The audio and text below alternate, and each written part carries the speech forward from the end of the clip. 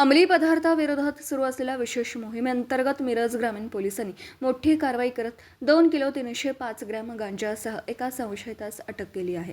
या कारवाईत 57,625 रुपये किमतीचा गांजा जप्त करण्यात आला असून आरोपी विरुद्ध NDPS कायद्यान्वये गुन्हा दाखल करण्यात आला आहे। पोलीस अधीक्षक तुषार दोशी, अपर पोलीस अधीक्षक कल्पना बारावकर तसेच उपविभागीय पोलीस अधिकारी प्रणिल गिड्डा यांच्या मार्गदर्शनाखाली मिरज ग्रामीण पोलीस ठाण्याचे पोलीस निरीक्षक सोमनाथ वाघ यांनी विशेष पथक तयार केलं होतं। 6 जून रोजी पोलीस निरीक्षक सोमनाथ वाघ व त्यांच्या पथकाकडून सुभाषनगर परिसरात गस्त घालण्यात येत होती।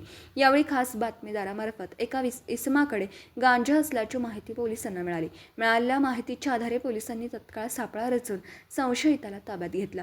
चौकशी दरम्यान त्याने आपले नाव महादेव सीताराम शिंदे, वय वर्ष 40, राहणार बेवणूर, तालुका जत, जिल्हा सांगली असं सांगितलं।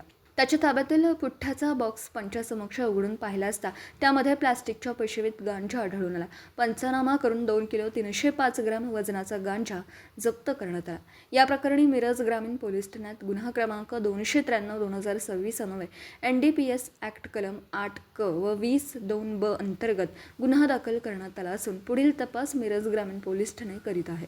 या कारवाईत पोलीस उपनिरीक्षक पांडुरंग मुंडे, रावसाहेब सुतार, अमोल ढोले, हेमंत उमासे, शशिकांत जाधव, विकास भोसले, राहुल देशमुख, दीपाली केंद्रे, रामचंद्र शिंदे आणि स्वप्नील भोसले यांनी सहभाग घेतला।